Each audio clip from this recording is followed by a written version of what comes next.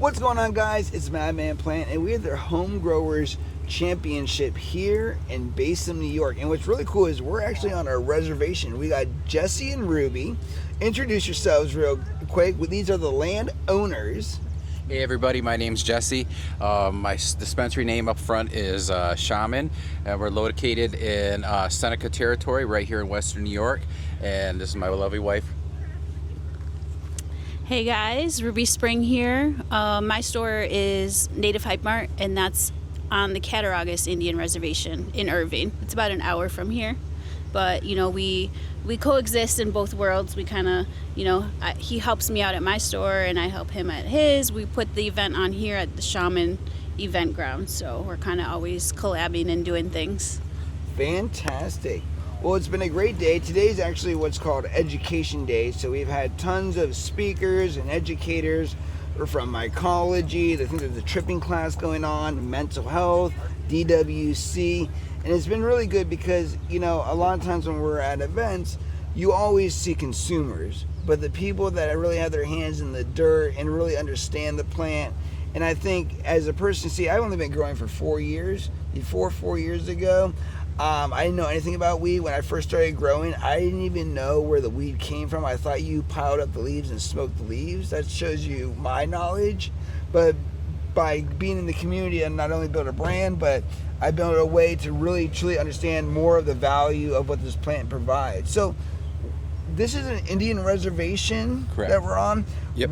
When I was out of town in Batavia, I told them that we were going to a cannabis event, and they said, "Oh, is it on the reservation?"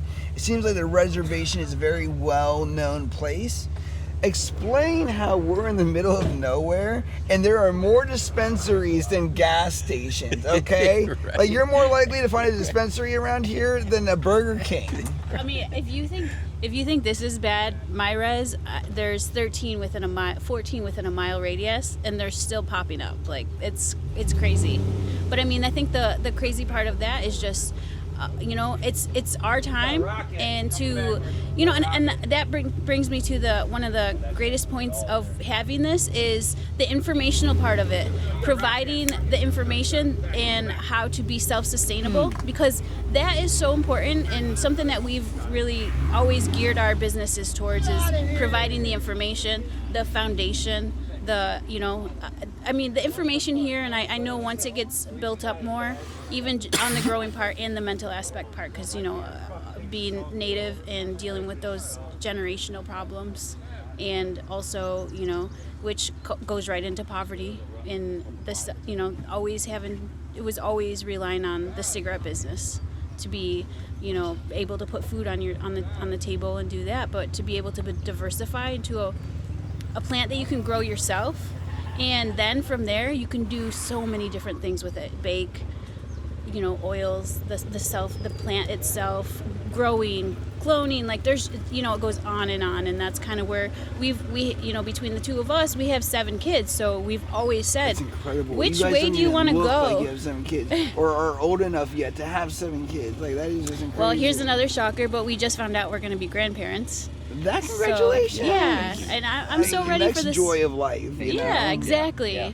And so it just makes these things that much more important, because we've always, we were touring at powwows with kettle corn and lemonade and t-shirts, and Jesse's parents took him on tours to powwows selling jewelry. So it's just always finding the way to be self-sustainable and have fun, because I've always said to the kids, like, you can find a way, like, get 100%. some lemons, literally make lemonade, Yes. sell that, there's just always something that you can do. Like, you figure it out until you figure out the next step, so I think, back to that, being on territory is just so important. And I think just to be able to provide the information that we were able to travel out to, Las Vegas or different places to see conferences and bring the information back. Yes. And that's what's important, because not everybody is able to travel that far, or even, knows. Even cares to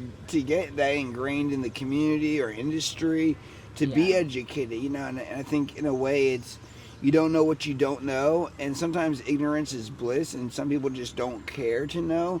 but what you're able to bring back, especially to a community like you guys, especially, you're 100% right. We're dealing with different levels of incomes, economies, all these diversifications.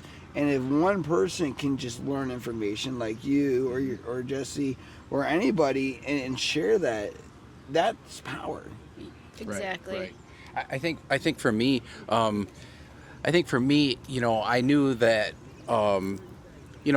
there's a couple of things that I knew this was coming down. Let's per se, like coming down the pipeline here in New York State. But being on a sovereign-native nation, we have the capacities for our own rules and regulations, self-governance, and so forth and stuff like that. So, from at least from here, we're ready to move forward with this. But our relationship with the state is not well, being that they're always trying to impose their will upon us. So, and they continue to do it in many different ways, whether it be, indirect, directly, what have you not. But, we just kind of waited for them to kind of like, say, hey, this is what we're going to do. And then we went ahead and did that. But to backtrack that from a little bit, I knew that I wanted to be part of this, but I wanted to be well-versed, well-educated about it through and through. So I think it was 2018 or 2019, I went out to Oaksterdam University, which is in Oakland, California, accredited cannabis college. And I went there under the guise of, telling my parents and her, I'm going to learn about pot, Mm-hmm. But what happened was when I got there, people like that ran the school, the chancellor there, Dale Sky Jones, her husband Jeff Jones, who's an instructor there, and the gentleman by the name of Richard Lee. When he's actually the owner, but I think he lives in Austin, Texas now. But he showed up, and that her whole first week was just all activism. Be an advocate for this plant, carry this message. We have to end the prohibition against this plant, change the stigma of this, and we have to normalize this and get, access, people in every part of this country access to this plant-based medicine. And yes. I really honestly had a spiritual experience there, because it was just like, they were so involved with activism that I was just like, you know what? I want to do this for the rest of my life. I don't know where this is going to take me, but I want to be involved yes. with this plant through and through. So going there and getting that education and bringing that back, information, like you just said, and sharing it with the family and empowering them. After we had our family meeting, I think about 5 or 6 more people in my family went back out to Oakland, California, and took the same courses that I did, because we just wanted to be, educated as much as we could, because, and that's what I can say that differentiates us at our dispensary, where somebody walks in and we have our bud tenders and stuff like that, and we can have those conversations about flavonoids, cannabinoids, terpene profiles and stuff like that, where I don't know what they're doing around the corner or what kind of conversations you're having, but this is what we do, and we have a baseline of where we want to operate, and anything below that threshold is unacceptable, where we have a high standard of where we want to be and how we want to operate and how we want to carry ourselves and what we want to do, again, for this plant, and be an advocate for it, and what would the plant say. So that's why I'm involved. She's involved in this. I mean, I've just recently got back into growing, and we just had that panel, and everybody said something that I directly related to, whether it be peace, whether it be love, whether it be, understanding that symbiotic relationship, like I said before, with this plant, and it's so much more to me, so that's to wrap that up in a nutshell. That's where where I'm at with this journey.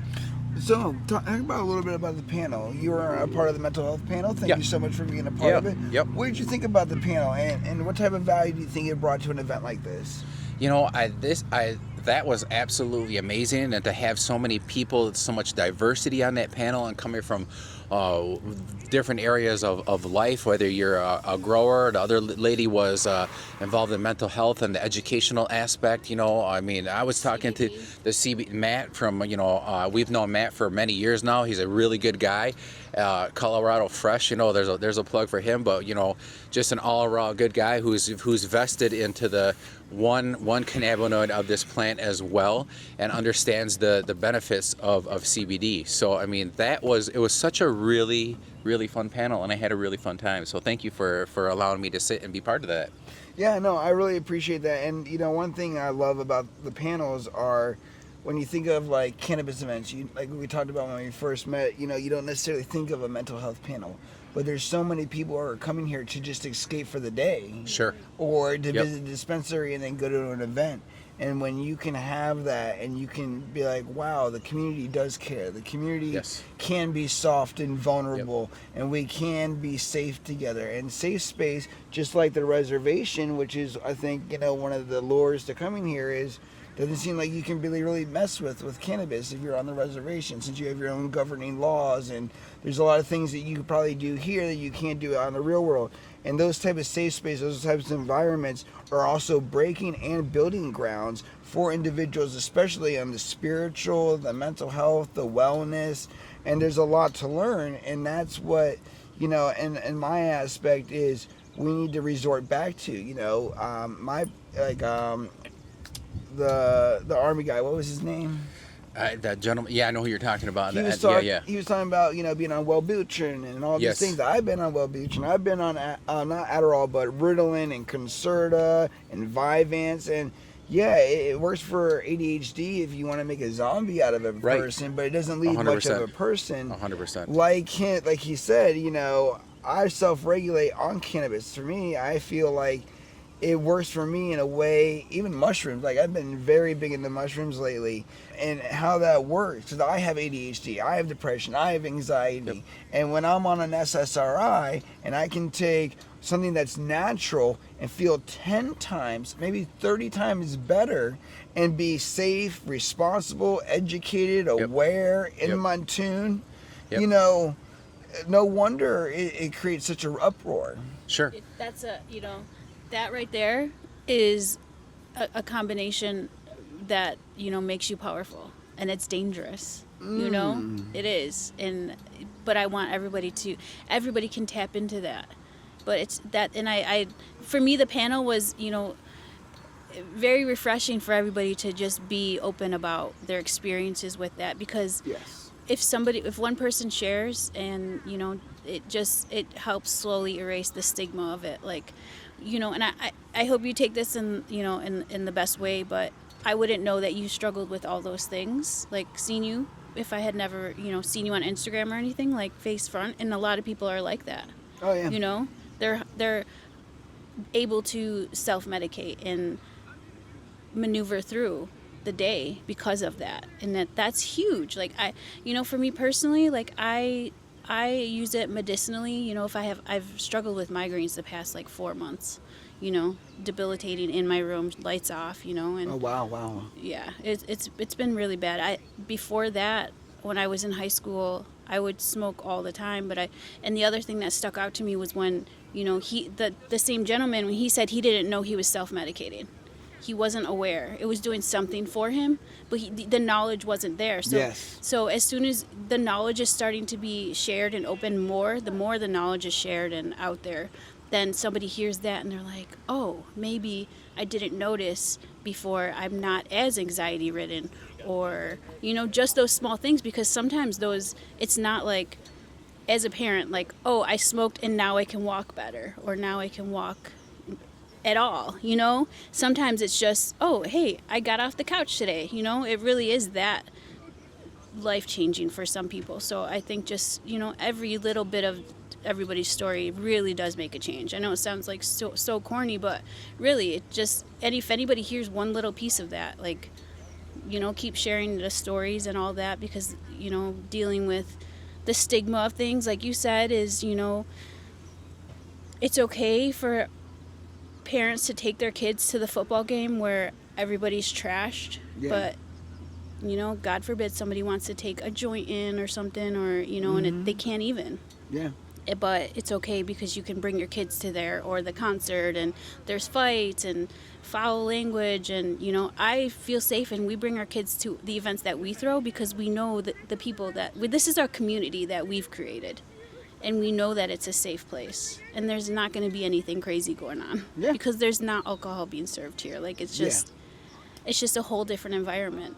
So and by us doing this and providing that as well too, in that aspect, is erasing that it's the same equivalent and okay. It should be is socially acceptable for, mom to go have eat a gummy or smoke a joint or whatever, as it is as, oh, mom had a hard day, I need to go drink a bottle of wine. Like, those should be, whatever you want to do, your vice is your vice. Like, it doesn't, wine for me and alcohol, no, I don't partake in that, but it shouldn't be looked upon as a negative thing. And Well, what I would like to do is, we have a 3-hour podcast, which is our virtual or in person. I would love to get you guys both on and do a deep dive into this, because I think you guys bring a lot of perspective. As a parent myself of a wonderful 10-year-old, my 10-year-old is fully conscious, not that I indulge him in cannabis, but he is fully conscious of my relationship with cannabis, and that is also part of breaking the stigma. And I love the fact that I can be real with him, that he knows that dad's taking his medicine, and that allows dad to be a better person, more involved, more concerned, more caring. And I truly believe, by what you guys do, this reservation and the love for the plant that we all have, we will get to the point where we can do this in peace. Virginia just passed a bill that's going to protect parents as long as they're responsible and they're, legal age and, are using it for the right purposes, against, their children being taken away from cannabis use. So 100%. And that's that's one of the things, like, to piggyback off of that, like, especially going back to the experience I had at Oaksterdam, and Richard Lee I'm not sure if he's still involved, whatever, or what. I know after COVID happened, it kind of like withdrew, and I think things went online and stuff like that. But they had a facility, in-person facility right off of Telegraph Ave there in Oakland, and he used to speak to every class, and I just happened to be there when he was there. Now, he had an accident and he's in a wheelchair now, but he came in and he turned around and he started, where are you from? Where are you from? Where are you from? Stand on the front lines, take this message, and we need to change, how people think about this plant. We need to. And one of the key phrases I got out of it, I still use to this day, and I think it was either Jeff Jones or Richard Lee said, is that, we're living through one of the greatest civil rights era of our times. And what is that? What is that? That's ending the prohibition against this plant in all these areas, especially like places that are, taking steps back at Texas and, Kansas and the North and South Dakotas and the, especially the Carolinas, North and South, and Georgia, and all those places where, we still have a lot of work to do, because people are still going to jail over this stuff, and this is absolutely absurd and foolish, and it's a waste of resources and time and money, because it just doesn't work, especially, and then we need to look at that rescheduling of especially cannabis, because, and not only that, especially mushrooms as well too, because I'm a huge proponent of that as well. Did you see that that in the news that there's a new law that's going to be put into effect that things are looking up for mushrooms? With the government now and everything. I know in places that are, much more progressive thinking, especially up in the Bay Area, and I think like maybe up in Oregon and a couple other spots that are moving forward with. What if we combated mushrooms and cannabis with fentanyl? 100%. Exactly. You'll get the same great body high and effect taking a couple mushrooms than you will, nodding out and like rocking back and forth, Well, again, that goes back to that whole, what I mean. And coming from an area of addiction and recovering, and going through rehabs and sitting with other groups and in group therapy and stuff like that. And, some of these people, they go in and they had a legitimate, injury or something, but they go in and they've been prescribed a standardized script, and they go on these medications and those opioids, and they truly had no intention of becoming addicted, but they become addicted, and then their script runs out, and now they're buying from a friend, and then they're doing this and that, and then the next thing they're getting heroin, it's just cheaper. In some cases. It's just cheaper, and it was just so I mean, so each and every one of us is truly unique in our own situation. So it's not a standard, one size fits all per se and stuff like that. And like I said over in that mental health panel, a lot of these things, especially those pharmaceuticals like that, the Wellbutrin and Prozac, and I speak from experience, that those they were band-aids on the issue, and they weren't addressing the core root of the issue of what was really happening, and that's what I found, again, going back into that whole self-tiration method of, embracing and really looking at cannabis and it really working, and especially, even in the area of mushrooms and microdosing and being truly just having an overall sense of well-being and intuition and with our surroundings, you know what I mean, with mental clarity 100%. and, like you said, taking your medicine and being much more in tune and patient with your children and stuff. I mean, that wow, that's amazing. You know what I mean? And so, that's that panel that you just had there was really, I'm still glowing about it, and I'm so glad. I was talking to the gentleman next to me, and I mean, to hear him drive 4 hours just to participate in your panel. I drove 7 hours. Wow. See, so I mean, thank 7 you. hours and 56 thank minutes. you. 'Cause we're from Fredericksburg, Virginia. Okay. I mean, thank you for coming out. Well, Thank I you want for to seeing talk what's to you up. in the future about maybe I hold events. Last year we had an event, 400 people. Yeah. We raised $2,600 for Yeah. breast cancer Okay. and gave them the money that day. Yeah. We had 420 pounds of food that me, my wife, and 8 of my friends all Sure. cooked overnight. Didn't get any sleep. Our smoker broke. Had to buy another $500 smoker right as Lowe's was closing. But I would love to talk about doing a mental health retreat here, like a camp out, and we could bring some shamans, some sound healers. My friend Cherry Stoner does art therapy. She's the one that painted the picture that I spoke about. I mean, you have a great piece of land here, and the fact that it's on a reservation gives so much more flexibility, security, and just safe space for all of us to be here.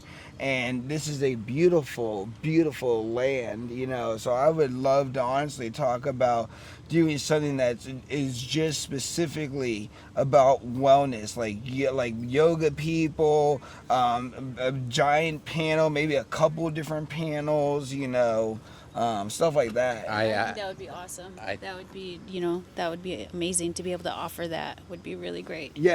Yeah, no, and that'd be cool. And what also be cool is you can also bring in a totally diverse crowd too. Yep. It's not just about cannabis. Exactly. You could have people who don't really know, cannabis is even here, and then all of Yeah. a sudden, cannabis is here. Yeah. It's just like it's going to be tomorrow. Unfortunately, we won't be here. We have to get back into town for my business, but.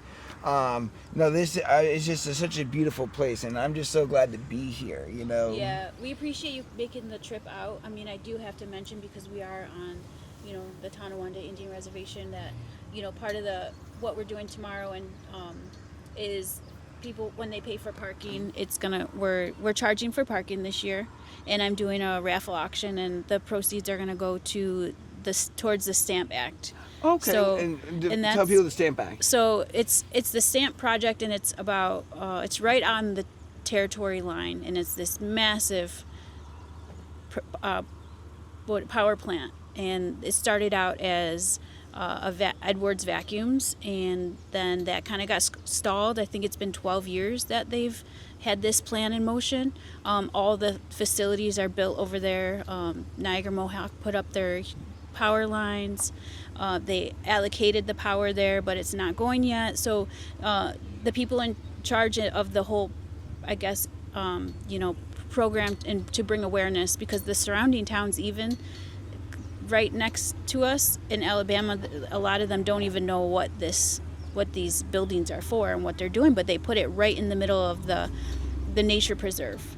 And the profound effects of that, are going to be just irreversible if they're allowed to go forward with this.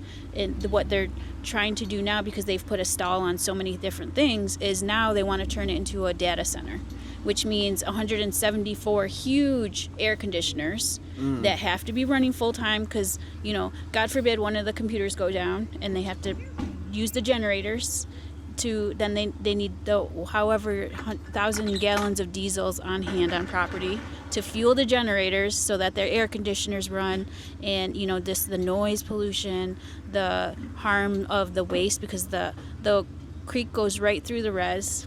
It's right there on the borderline of where the woods are, where people hunt for deer. We go every time springtime. We go and get wild onions with the kids, and we make soup. Cool. I've done that since I was little with my aunt who raised me.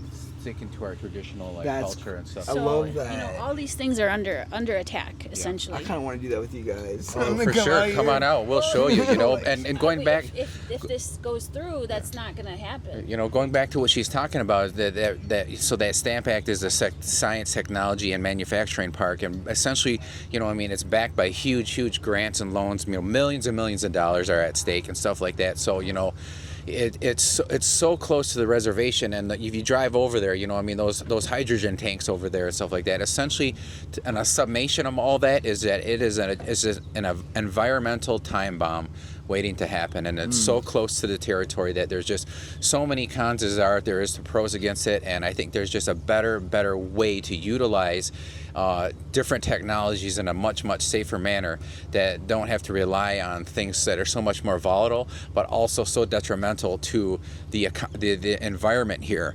Especially again, like she talked about, the things that we still go out and gather our medicines and teach the children about our stuff and the food that we get and everything like that. And again, I always go back to that whole symbiotic relationship, because it's all tied together. We're all related, and we're closer together than we are farther apart.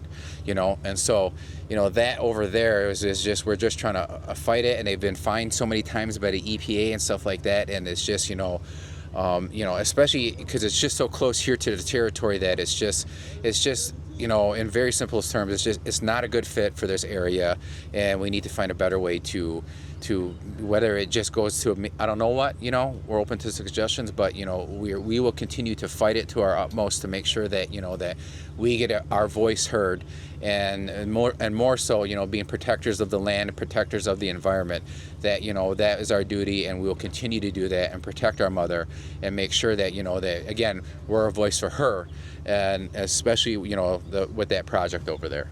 But that door is open anytime for you to come out and hang and back out on the reservations. We can, go and pick wild strawberries, wild blackberries, some wild onions, and and you just get a sense of real connection back to our mother, and that's the earth. Perfect. Well, guys, we have more podcasts coming your way. We'll see you guys very, very soon.